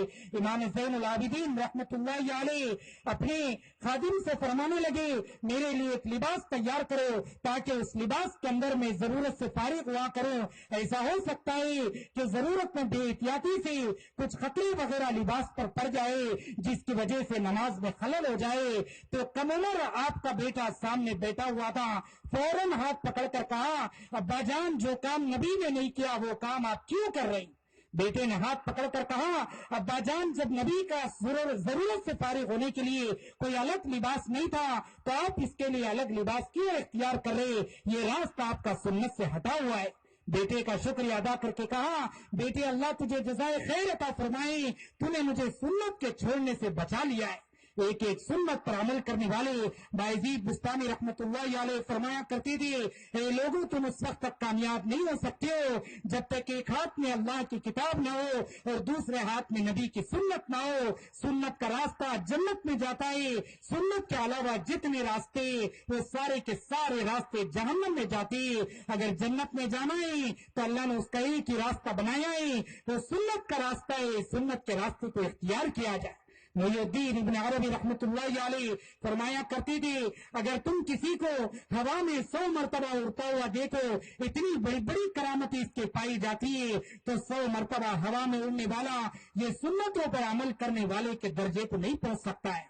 زمین پر رہ کر سنتوں پر عمل کرنے والا یا آسمان کی بلندی میں اڑنے والے سے زیادہ مرتبہ رکھتا ہے. سنت کا مقام اور مرتبہ اس سے زیادہ بلند. ہزاروں کرامتیں سنت کے سامنے پھیکی پڑ جائے گی. سنت ہی سب سے بڑی کرامت ہے. جس کی زندگی میں سنت ہے اللہ پاک اس کو زمانے میں محبوب بنائیں گے, گناہوں کے راستے کو بند کریں گے, نیکیوں کو اس کے لیے آسان کریں گے, غیروں کے دلوں میں روپ ڈالیں گے, اپنوں کے دلوں میں اس کی محبت ڈالیں گے. سارا زمانہ اس کو عظمت کی نگاہوں سے دیکھے گا.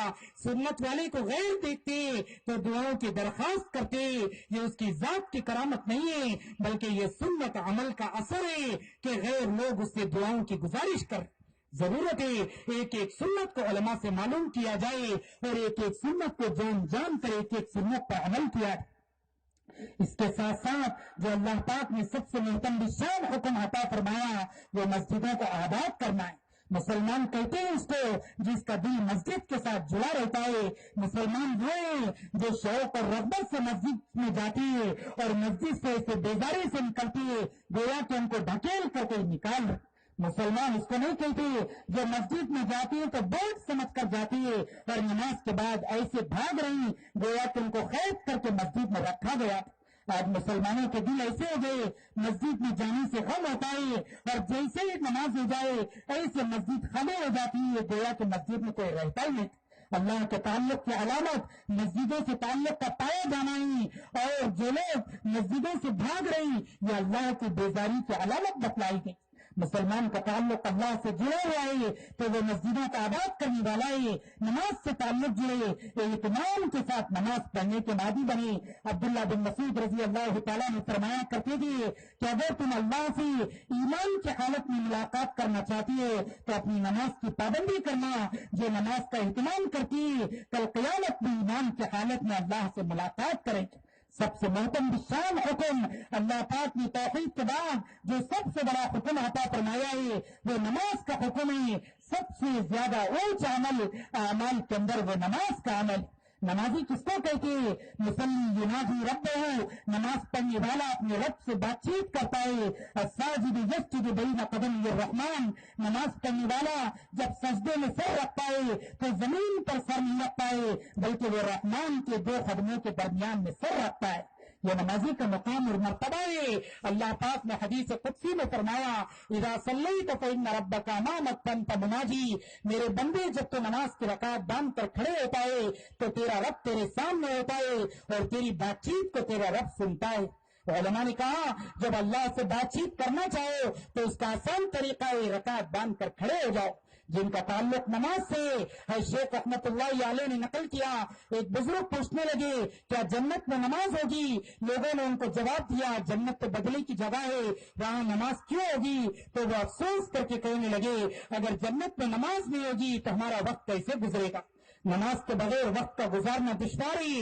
نماز سے اتنا تعلق ہے نماز کا اہتمام کیا جائے، نماز کو پابندی سے پڑھا جائے، تکبیر اولیٰ کے ساتھ پڑھا جائے، جماعت کے اہتمام کے ساتھ پڑھے، اپنی نماز کو حالات کے تابع نہ بنائے.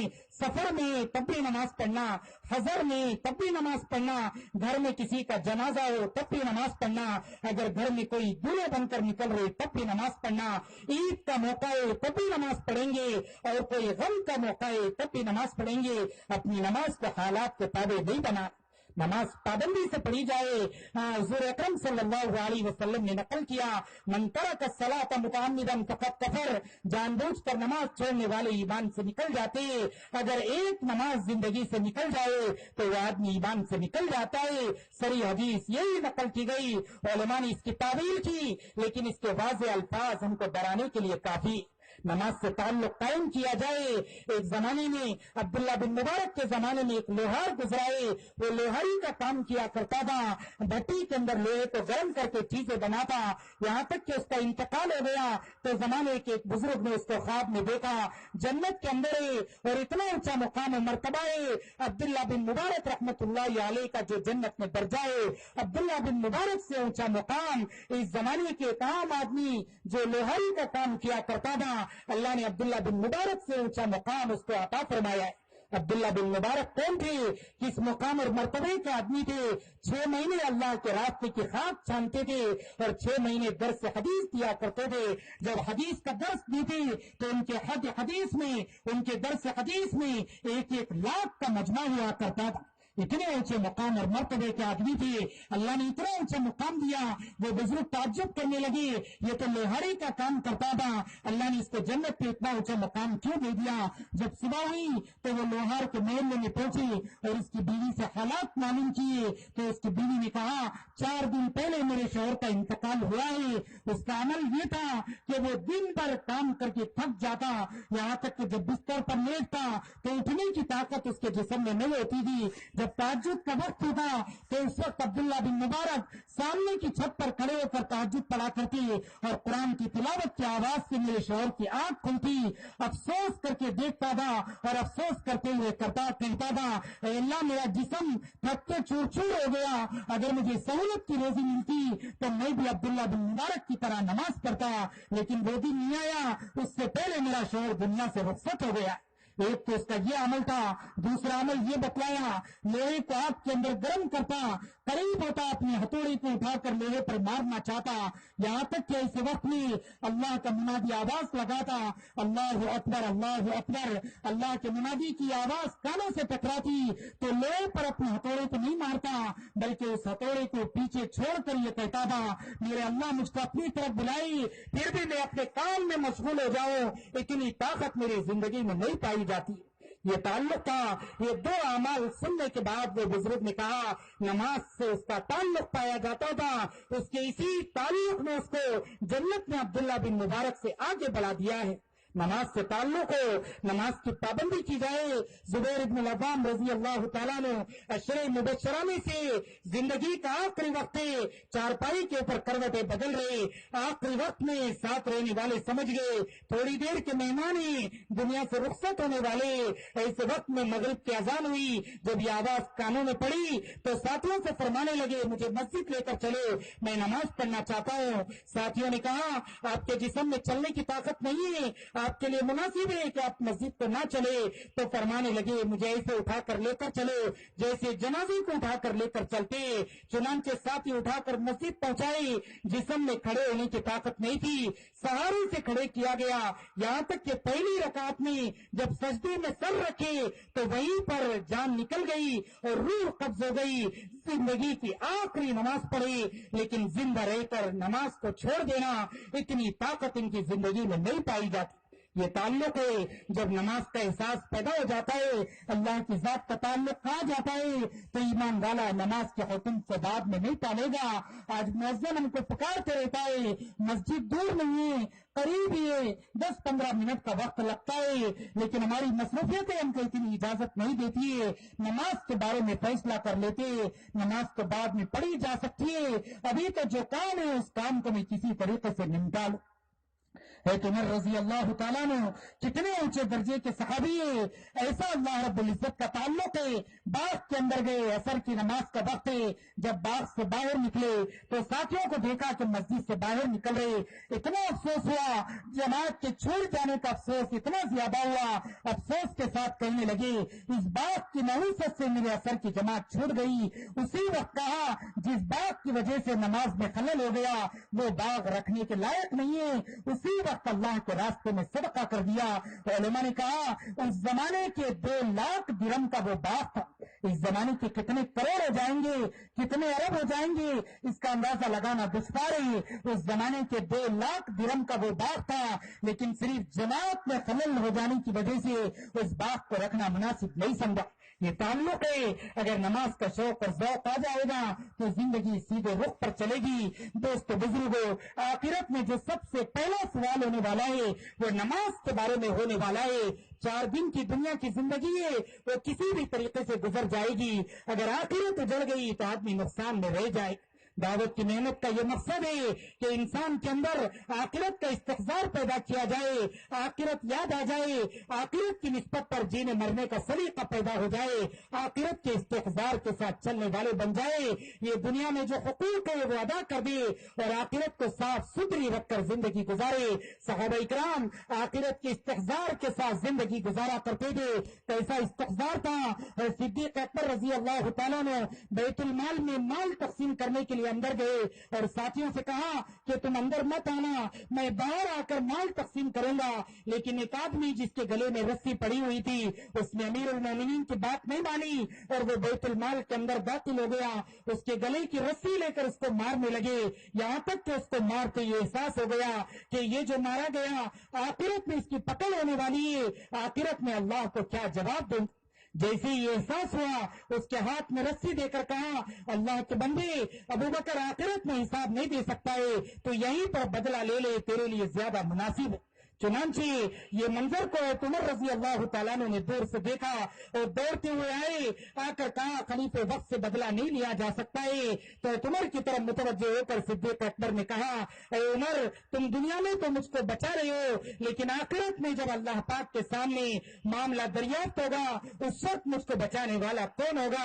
उमर रजी अल्लाह तआला ने उससे दरख्वास्त की, अल्लाह के बंदे, अल्लाह के लिए अमीरुल मोमिनीन को छोड़ देना, इसके बदले में तुझे हदिये और तोहफे दिए जाएंगे। चुनांचे हदिये तोहफे देकर माफ कराया। यह आखिरत का इस्तेहज़ार था।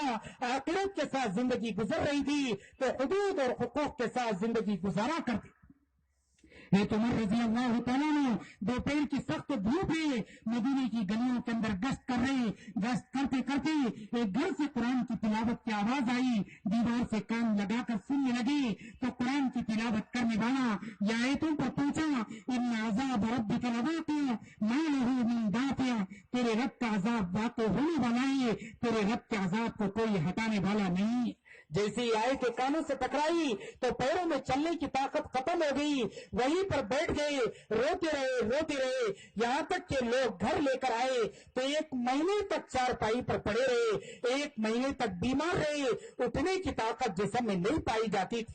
यह आखिरत का इस्तेहज़ार है, यह आखिरत की याद दहानी है, आखिरत के लिए जीने मरने का सलीका था, इसलिए हमेशा आखिरत को याद करके जिंदगी गुजारा करते थे, उसकी निस्बतों पर जिया करते थे। यहया बिन अबी कसीर रहमतुल्लाहि अलैह जब कब्रिस्तान को जाती तो जिस चारपाई पर जनाजे को रख कर ले जाया जाता, जिस डोले में जनाजे को रख कर ले जाते, कब्रिस्तान में रो रो कर इनका हाल ऐसे हो जाता था गोया कि वो डोले के अंदर इनको रख कर लोग घर लाते और घर पहुंचाते तो एक एक हफ्ते तक चारपाई पर पड़े रहते, एक एक हफ्ते तक उठने की ताकत नहीं पाई जाती थी।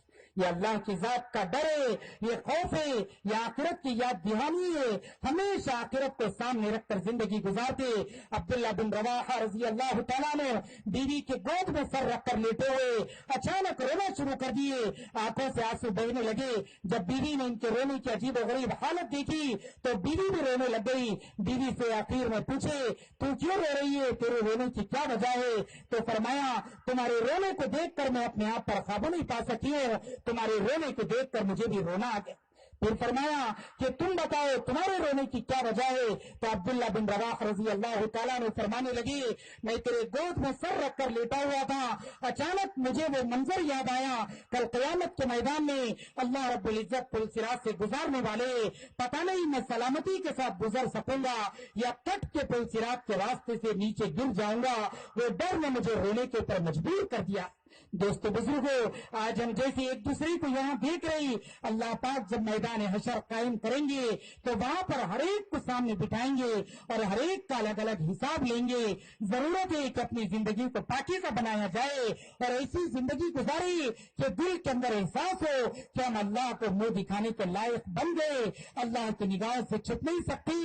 एक एक का नाम इसके बाप के साथ लेकर बुलाया जाएगा और सारे लोगों के सामने बिठाकर हिसाब लिया जाएगा। उस वक्त हिसाब देने की ताकत नहीं पाई जाएगी।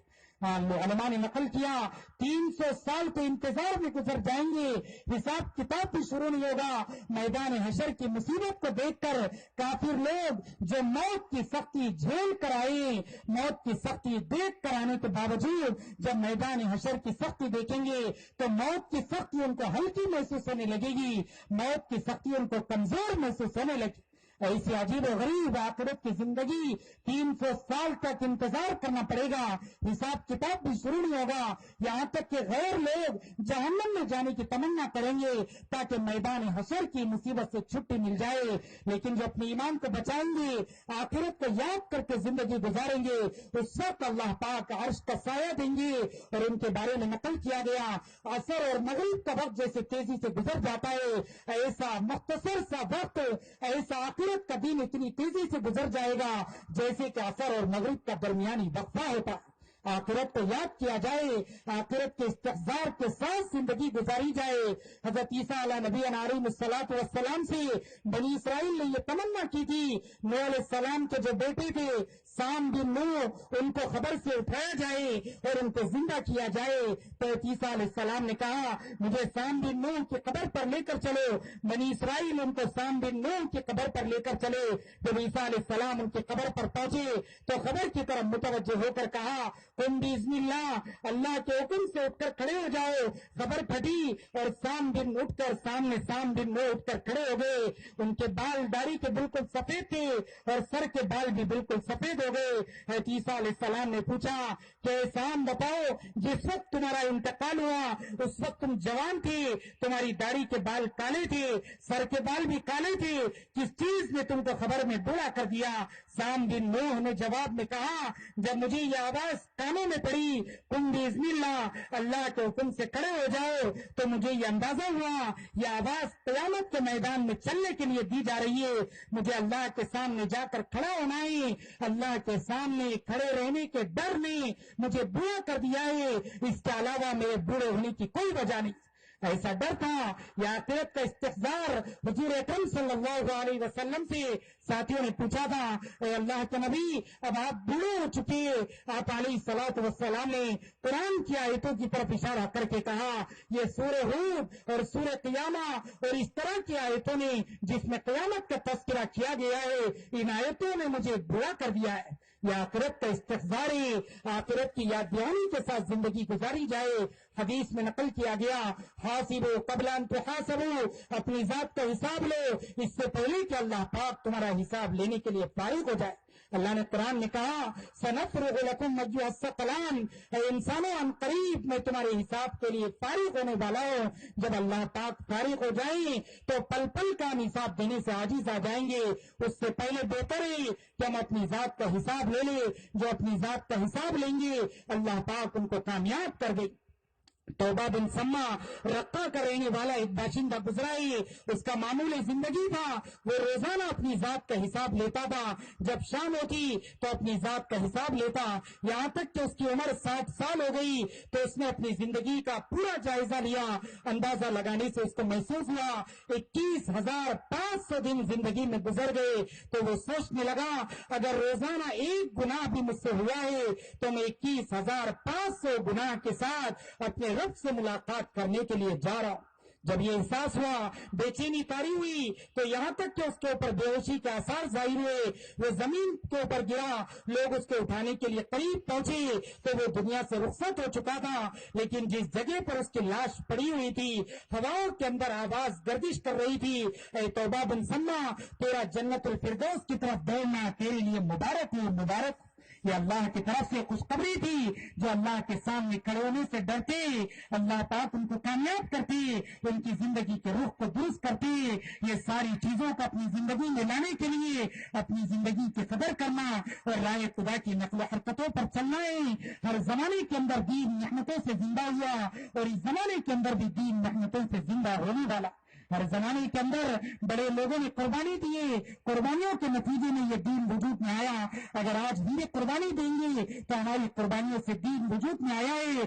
صحابہ نے اپنی جان اور مال کو کھینچا نہیں ہے, بلکہ جب بھی اللہ کے نبی کی جانب سے تقاضا آتا تو آگے بڑھنے والے وہ اپنی کامیابی اس میں سمجھتے تھے اللہ کے راستے کی نسبتوں پر نقل و حرکت کی جائے, اپنی جان اپنا مال دے کر کھینچنے والے نہیں تھے.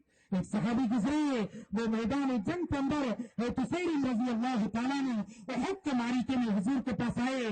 وہاں پر فرمانے لگی اے اللہ کے نبی ہاتھ بڑھائیے میں اسلام قبول کرنا چاہتا ہوں. حضور نے ان کو اسلام قبول کرایا, وہ کلمہ پڑھ کر اسلام میں داخل ہوئے. پھر حضور سے پوچھا اے اللہ کے نبی حکم دیجیے مجھے کیا کرنا ہے. اس سے پہلے وہ اسلام کے دشمن تھے, اسلام کے دشمنی میں زندگی گزارا کرتے تھے. احد کے معرکے میں آ کر اسلام قبول کیے.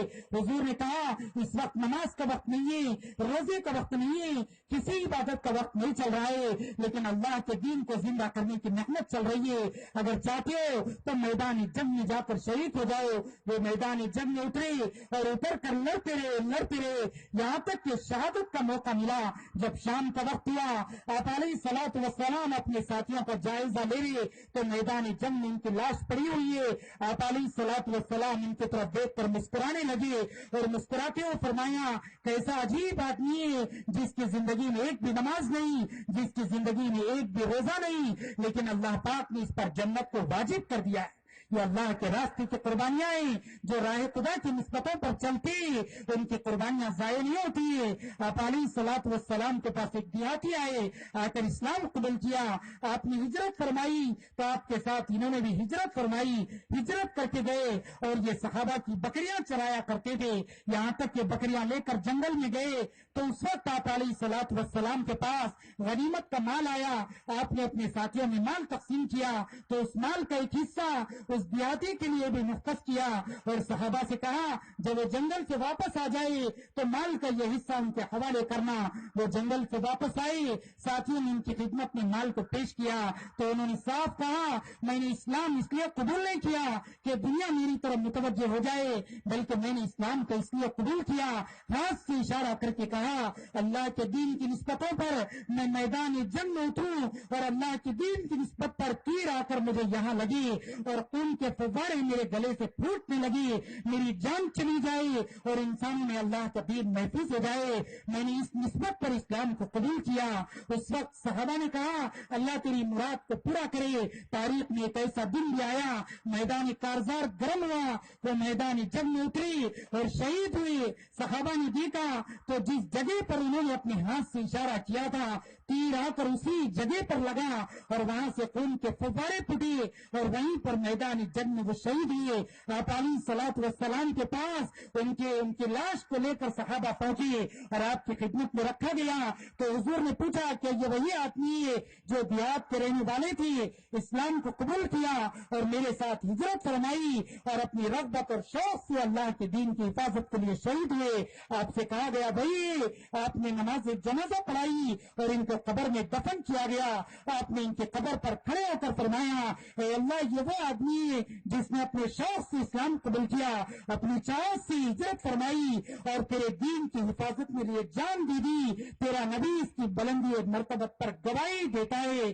آپ علیہ الصلوۃ والسلام نے اپنے جسم کا لباس اٹھا کر صحابہ کو دیا, میرے کرتے کے اندر اس کو کفن دیا جائے, یہ اس مقام اور مرتبے کا حامل ہے. دنیا میں اس کا مرتبہ کیا تھا, بکریاں چرایا کرتے جنگل میں زندگی گزارا کرتے, لیکن جن کے سینوں میں دین کے مٹنے کا غم ہوتا ہے ان کے مقامات کو اللہ بلند کرتے.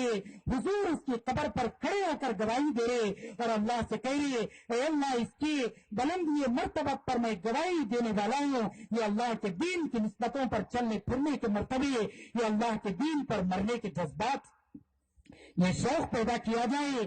یہ جان سے مال ہمارا نہیں ہے, یہ اللہ کے دین کی نسبتوں پر خرچ ہو جائے اور اللہ کا دین عالم کے کونے کونے میں پھیل جائے. ہر زمانے کے اندر صحابہ نے قربانی دی ہے. انتاکیا کا میدان گرم ہوا, ابو ایوب انصاری رضی اللہ تعالیٰ عنہ میدان جنگ میں, یہاں تک کہ کافروں کو غلبہ مل گیا تو ایک مسلمان میدان جنگ کے اندر کافروں کے جنگ گھٹے میں گھس گئے. وہ آگے بڑھی تو فوراً ایک مسلمان نے آیت پڑھ کر کہا, ولا تلقوا بأيديكم إلى التهلكة, اپنے آپ کو ہلاکت میں مت ڈالو.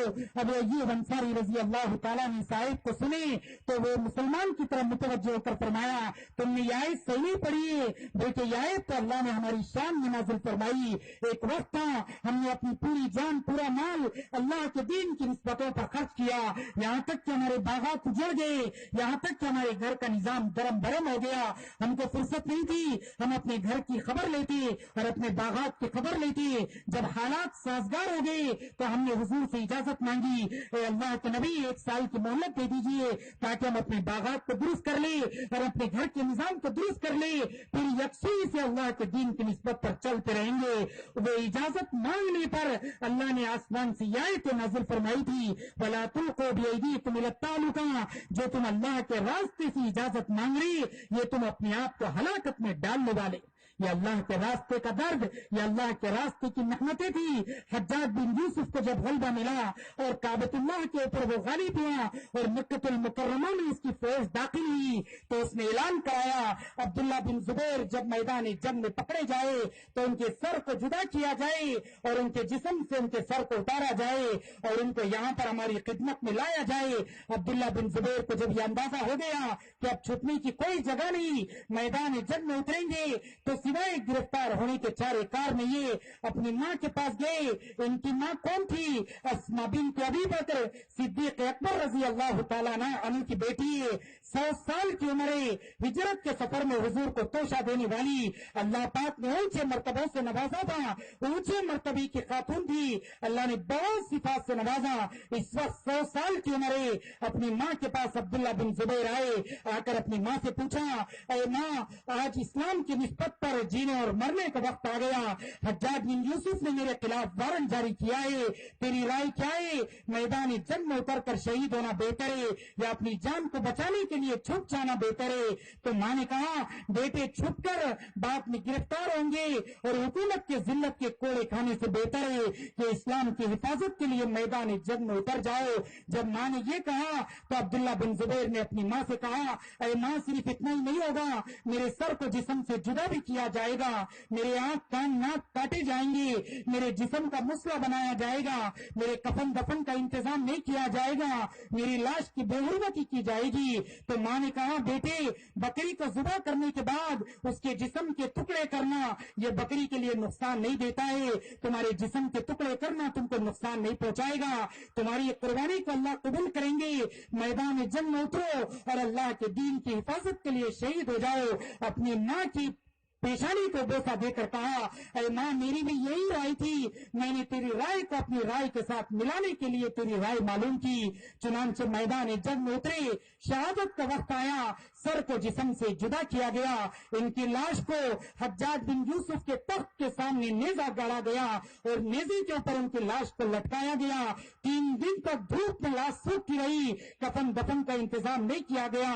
لوگ جا کر اسماء بنت ابی بکر کو اطلاع دیے تیرے بیٹی کی لاش نیزے کے اوپر سوکھ رہی ہے اور حجاج بن یوسف نے تیرے بیٹے کے کفن دفن کا انتظام نہیں کیا، آنکھ کان ناک کو کاٹا گیا ہے۔ ماں کو جب یہ اطلاع ملی تو ماں ساتھیوں کے سہارے سے حجاج بن یوسف کے سامنے آ کر کھڑی ہوئی، 100 سال کی عمر میں لڑکڑاتی زبان میں حجاج بن یوسف کی طرف متوجہ ہو کر فرمایا میری شہ سوار کو اپنی سواری سے کب اتارا جائے گا جس نے پوری زندگی بھر سواری کی اور سواری کر کے اسلام کی حفاظت کرتی رہی، اللہ نے اس کو ایسا قبول کیا مرنے کے بعد بھی یہ سواری کے اوپر کھڑا کیا گیا ہے۔ جب یہ جملے حجاج کے کان میں پڑے تو وہ غصے سے بھڑک گیا اور بھڑک کر کہنے لگا دیکھتی نہیں کہ میں نے تیرے بیٹے کی دنیا کو کیسے اجاڑ دیا؟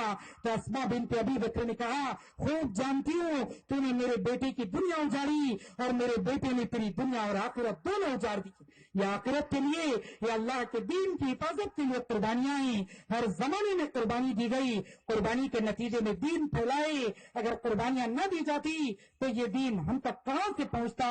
اللہ پاک نے صلاحیت عطا فرمائی ہے لیکن ہم یہ سمجھ رہے یہ ہماری جان ہماری مال ہمارا مال ہے ہماری جانیں، یہ چیز نے ہم کو دھوکے میں ڈال دیا ہے۔ شاہ مولانا الیاس صاحب رحمۃ اللہ علیہ فرمایا کرتے تھے تمہاری جان اور مال کے قیمتی ہونے نے اللہ کے دین کو دنیا میں پھیلنے سے روک دیا ہے، اپنی جان اور مال کو بے حیثیت بناؤ تاکہ اللہ کا دین دنیا کے کونے کونے میں پھیل جائے۔ حضرت عمر بن عبدالعزیز رحمۃ اللہ علیہ جب حاکم وقت بنے خلیفہ بنے تو اپنے گھر کے اندر آ کر بیویوں نے اعلان کیا اللہ پاک نے امت محمدیہ کا بوجھ میرے کندھوں کے اوپر ڈالا ہے، اب میں اس وقت تک فارغ نہیں ہو سکتا ہوں جب تک یہ امت میدان حشر کے اندر کامیاب نہ ہو جائے، مجھے اس سے پہلے فرصت چاہیے، اگر تم میرے ساتھ رہنا ہے تو رہو، اگر تم نہ رہنا چاہتے ہو تو میں تم کو طلاق دے دوں گا، عدت گزار کر دوسرے نکاح کر لینا۔ جب یہ جملے بیویوں کے کان میں پڑی تو اتنی زور سے گھر میں رونے کی آواز آئی، محلے والے یہ سمجھ کر جمع ہو گئے کہ عمر بن عبدالعزیز کے گھر میں کسی کا جنازہ اٹھائے، آ کر دیکھے تو ماجرا یہ نہیں تھا بلکہ انسانیت کا درد کو اٹھانے کا ماجرا تھا، انسانیت کا درد تھا، امت کی کامیابی آنکھوں کے سامنے آ کر کھڑی ہو گئی تھی، ان نسبتوں پر جینے اور مرنے کا سلیقہ تھا۔ 2.5 سال خلیفہ رہے، 2.5 سال میں اللہ نے اتنا کام لیا 2.5 سال میں عالم کا نظام نظام بدل گیا. اللہ نے اتنی تبدیلی لائی, ایک گھاٹ کے اوپر بھیڑی اور بکری کا پانی پینا آسان ہو گیا. یہ ان کی برکتیں تھی, ان کی محنتوں کی برکتیں تھی. اپنی ساری چیزوں کو پیچھے رکھے اور اللہ کے دین کی حفاظت کو آگے رکھے. تاریخ میں ایک ایسا عجیب دن بھی آیا, رمضان المبارک کی عید کا وقت آیا. رمضان کی عید کے موقع پر بیوی نے عرض کیا بچوں کے لیے نئے کپڑوں کا انتظام ہو جائے, تو عذر کر دیے کہ میرے پاس کپڑوں کا انتظام نہیں ہے, اتنے پیسے نہیں ہے کہ کپڑوں کا انتظام کیا جائے. بیوی نے تدبیر بتائی کہ خزانچی کے پاس جا کر 1 مہینے کا ایڈوانس تنخواہ لے لے. خزانچی کے پاس جا کر کہا تو خزانچی نے کچھ نہیں کہا, اندر جا کر ایک کاپی لا کر ہاتھ میں دی. امیر المومنین, اگر آپ حکم کریں تو بیت المال کے خزانے آپ کے قدموں میں ڈالے جا سکتے, لیکن آپ کو بھی آخرت میں حساب دینا ہے, مجھے بھی حساب دینا ہے. اس کاپی پر آپ لکھ کر دیں کہ آئندہ 1 مہینے تک آپ زندہ رہیں گے تاکہ آپ کے لیے 1 مہینے کی تنخواہ حلال ہو جائے. جب یہ جملے سنی تو کیا ضرورت تھی, کہاں سے لکھ کر دیتے. گھر کی طرف جانے کی طاقت نہیں تھی, نہ گھر کی طرف گئے. خزانچی کے پاس مسئلہ حل نہیں ہوا تو مسجد کی طرف چلے گئے. 2 دن مسجد کے اندر اعتکاف کر کے گزارے. جب عید کا چاند نظر آیا تو بوجھل قدموں کے ساتھ اپنے گھر کو پہنچے. بیوی سمجھ گئی کہ میں نے شوہر پر ایسا بوجھ ڈالا ہے جس بوجھ کو میرے شوہر اٹھانے کی طاقت نہیں رکھتے. جب گھر پہنچے تو بیوی نے استقبال کر کے کہا گھبرانے کی بات تو یہ پرانے کپڑوں میں بھی ہمارے بچوں کی عید ہو سکتی ہے. یہ کس کے بچے تھے جنہوں نے ہیرے اور موتیوں سے کھیلنا سیکھا تھا؟ کون تھی؟ فاطمہ بنت عبد الملک, جن کے باپ بھی حاکم وقت تھے, جن کے دادا بھی پوری دنیا کے بادشاہ تھے, جن کے دونوں بھائی بھی بادشاہ تھے, جن کے شوہر بھی بادشاہ تھے. ہیرے اور جواہرات کے اندر زندگی گزری تھی, لیکن ان کے معصوم کم عمر بچے اسلام کی اور دین کی حفاظت کے لیے پرانے کپڑوں کے اندر عیدگاہ کو جا رہے. رمضان المبارک کی عید کا موقع ہے, پرانے کپڑوں میں اپنے معصوم بچوں کو لے کر عمر بن عبدالعزیز رحمت اللہ علیہ عیدگاہ پہنچے اور منبر پر خطبہ دینے کے لیے بیٹھے تو سامنے سے لوگوں نے عجیب منظر دیکھا. امیر المومنین